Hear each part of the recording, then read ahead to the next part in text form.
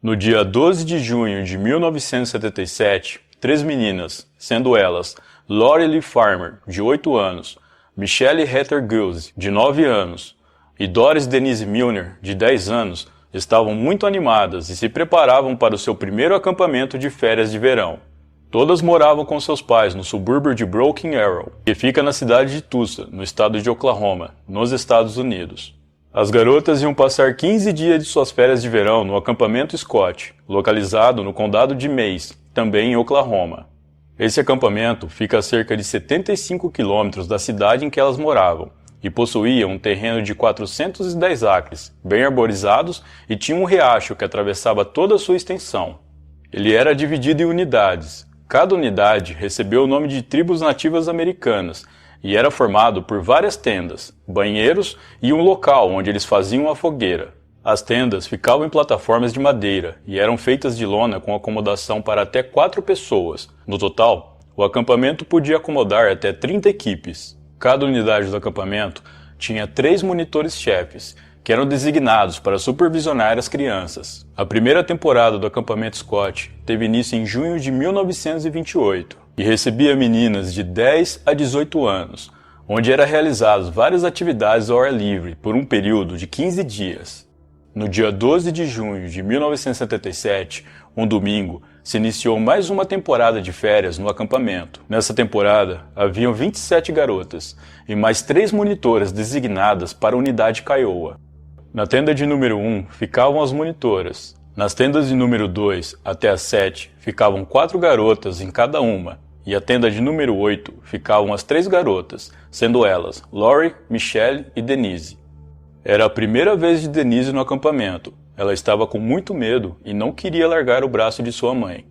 Uma moça chamada Michelle Hoffman, de 18 anos, que já participava do acampamento há algum tempo, percebeu que Denise estava insegura e convidou a menina para dar uma volta e conhecer o local. Foi ela quem apresentou Denise para as 2 garotas da tenda número 8. Apesar das 3 terem acabado de se conhecer, elas rapidamente fizeram amizade. As crianças chegavam de ônibus por uma trilha chamada Cook Trail, que dava acesso a todas as unidades do acampamento. A unidade Kiowa era a que ficava mais fora de mão por conta da sua localização, e a tenda 8 era a que ficava mais longe da entrada da unidade Kiowa e de difícil acesso, localizada mais adentro da floresta a 70 metros de distância do portão. A tenda das monitoras ficavam bem perto do portão de entrada, e em uma posição que elas pudessem ver todas as tendas das crianças. Mas havia um problema. Os banheiros eram grandes e ficavam bem no meio do caminho, tampando toda a visão que os monitores tinham da tenda 8, como vocês podem conferir nessa imagem. De todas as garotas do acampamento, Lori, Michelle e Denise eram as mais quietas. Por esse motivo, as monitoras não estavam preocupadas com elas em relação à bagunça.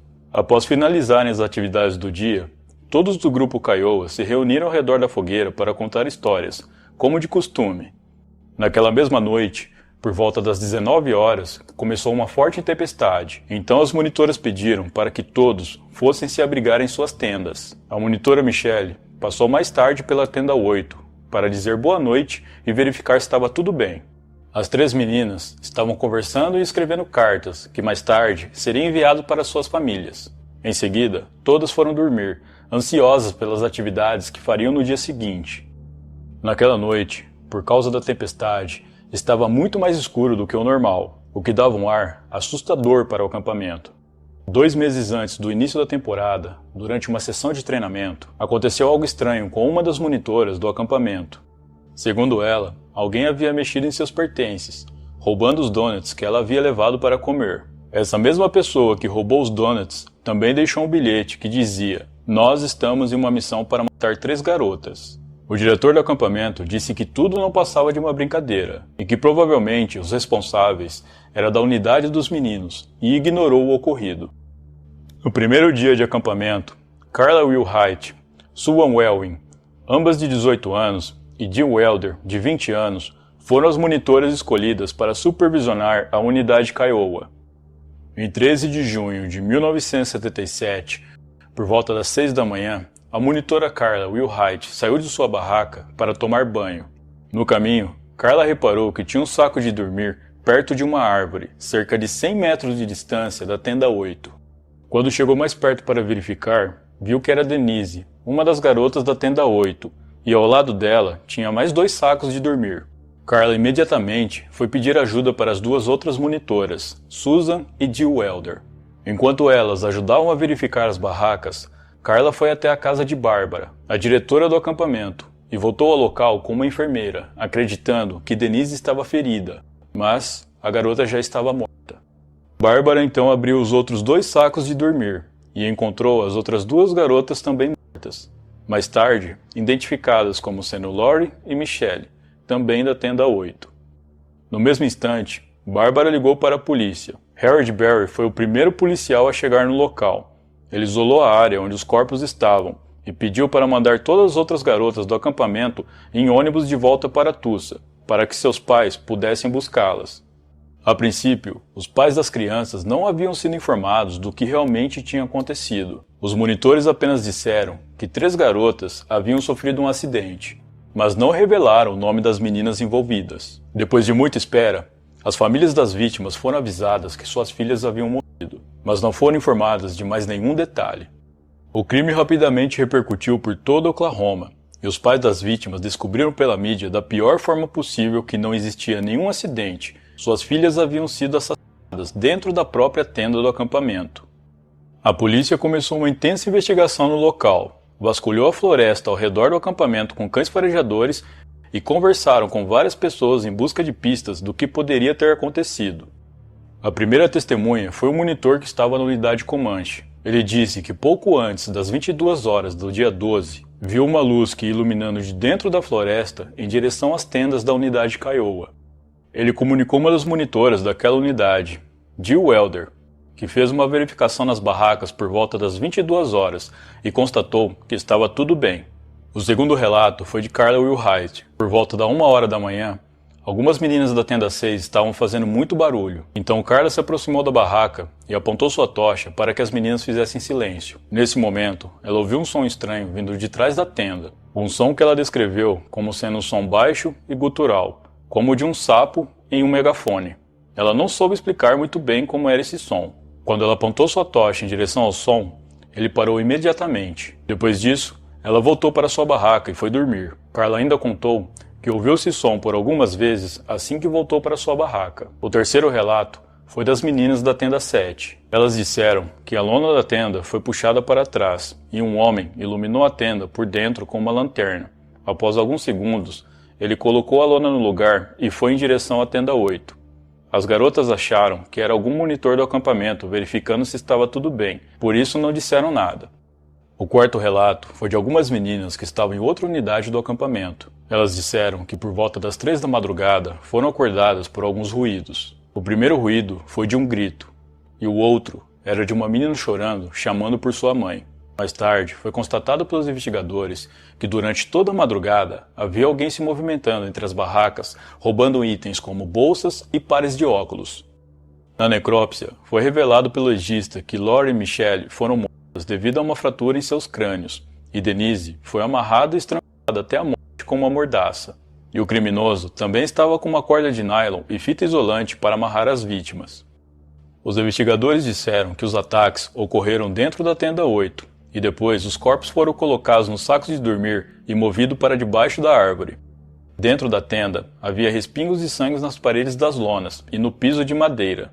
O criminoso tentou limpar o sangue do piso de madeira com um lençol, mas não deixou nenhuma impressão digital. Um fio de cabelo foi encontrado grudado na fita isolante, que não pertencia a nenhuma das vítimas. Uma marca de sapato, no caso uma bota, foi encontrado no piso de madeira da tenda, e pelas medidas, seria aproximadamente do tamanho 41 e 42. Do lado de fora, perto dos corpos, foi encontrada uma lanterna vermelha no chão. Ficou evidente na necrópsia que mais de uma arma foi usada para espancar as vítimas, e 2 nós diferentes foram usados para amarrá-las. Uma coisa que intrigou muitos investigadores foi quando o legista informou que, de acordo com as marcas nos corpos das vítimas, o criminoso as espancou se utilizando tanto da mão esquerda quanto da mão direita, e ambas possuíam o mesmo nível de força, o que é raro, pois normalmente quem é destro tem a mão esquerda mais fraca, e quem é canhoto tem a mão direita mais fraca. Com isso, eles pensaram na possibilidade de ser mais de uma pessoa envolvida no crime. No caso, um canhoto e um destro. As armas utilizadas no crime nunca foram encontradas, mas o pé de uma bota foi encontrado próximo de onde estavam os corpos. Porém, a numeração não batia com a marca de sapato encontrada dentro da barraca das vítimas. Os investigadores descobriram que a corda de nylon e a fita isolante eram de uma fazenda que ficava a 1,5 km do acampamento Scott. A polícia passou a desconfiar do dono dessa fazenda, um homem chamado Jack Schroff. No entanto, ele tinha um álibi e também se voluntariou para passar pelo detector de mentiras, passando no teste. Assim ele foi descartado como suspeito. O xerife Weaver tinha um homem em mente que poderia ser um provável suspeito. O nome dele era Gene Leroy Hart, o índio Cherokee que estava foragido há 4 anos depois de escapar da prisão do condado de Mays. Havia rumores de que ele estaria naquela região, mas a princípio não havia nenhuma prova física que ligasse ele ao crime. O motivo pela qual o xerife ligou Gene ao crime era de que 4 anos antes ele sequestrou 2 mulheres do lado de fora de uma boate e as levou para uma floresta para violentá-las. Depois, ele tapou a boca e o nariz das duas com fita isolante e deixou elas lá para que morressem. Mas elas sobreviveram e passaram para a polícia a descrição do criminoso. Uma das vítimas disse à polícia que ele fazia ruídos e rosnados estranhos. Gene também chegou a cometer outros crimes enquanto estava em liberdade condicional, e em todos eles, as vítimas estavam dormindo em suas casas. Ele confessou ambos os abusos e roubos, e foi condenado a um total de 305 anos de prisão. Em 1973, cerrando as barras da janela de sua cela, Gene conseguiu escapar e ficou foragido desde então. Os investigadores suspeitavam que a comunidade indígena Cherokee estava ajudando ele a se esconder. A área em que as buscas estavam sendo feitas era enorme e coberta por uma densa floresta. 600 pesquisadores estavam ajudando nas buscas. Porém, devido à dificuldade que muitos tinham em andar pela floresta, eles acabavam desistindo, mas aos poucos, as pistas foram aparecendo. A primeira pista foi uma caverna encontrada na montanha com vista para o acampamento Scott. Um agente da polícia chamado Arthur encontrou essa caverna com alguns itens incomuns. Na caverna havia roupa íntima, uma foto de casamento, um jornal e um par de óculos que pertencia ao monitor do acampamento Scott. Parte do jornal havia sido arrancado e correspondia a uma parte encontrada dentro daquela lanterna que estava na cena do crime. A foto de casamento foi reconhecida por um oficial da prisão. Ele disse ter tirado a foto de um trabalho que ele fez como fotógrafo, pois foi Gene que o ajudou a revelar as fotos. Uma outra coincidência era que a caverna ficava bem próximo da casa da mãe do suspeito. 2 semanas após o crime, um fazendeiro relatou que viu Gene em uma colina. Um agente da polícia chamado Harvey Pratt foi investigar melhor e encontrou uma formação de 4 fogueiras e pontas de cigarro. Como o agente Harvey também era um Cherokee, ele rapidamente reconheceu a formação e disse que fazia parte de um ritual de fumaça indígena. Dentro dessa mesma caverna, foi encontrado marcas de sapatos igual ao encontrado na tenda 8. Uma outra caverna foi encontrada a 1,5 km do acampamento. Na caverna, havia uma mensagem sinistra escrita na parede que dizia o seguinte: 11/6/77. O assassino esteve aqui. Tchau, tchau, tolos. Devido ao tamanho do acampamento Scott, era difícil para a polícia protegê-lo enquanto procuravam evidências. Então, uma empresa de segurança foi contratada para proteger o local. Segundo esses seguranças, havia evidências de que alguém ainda estava rodando o acampamento, deixando pegadas na areia e deixando portas abertas que antes estavam fechadas. Eles também falaram sobre ter visto silhuetas na floresta em várias ocasiões. E usavam os cães para tentar encontrar quem estava lá. Em uma dessas vezes, o cão voltou desnorteado, como se tivesse levado uma pancada na cabeça. Os seguranças começaram a deixar fios amarrados entre as árvores, para ver quais caminhos o intruso estava fazendo, e depois encontravam esses mesmos fios arrebentados. Outro fato estranho eram as luzes que a testemunha viu se movimentando na mata. Só alguém muito familiarizado com o local conseguiria se mover no meio da floresta, no escuro, durante uma tempestade. Outra coisa bizarra que aconteceu ocorreu quando os seguranças voltaram para o salão que eles usavam como escritório. Havia uma bolsa deixada na porta. Esta bolsa continha meias rosas e um par de tênis, com o nome Denise Milner escrito em seu interior. E essas meias e sapatos estavam molhados.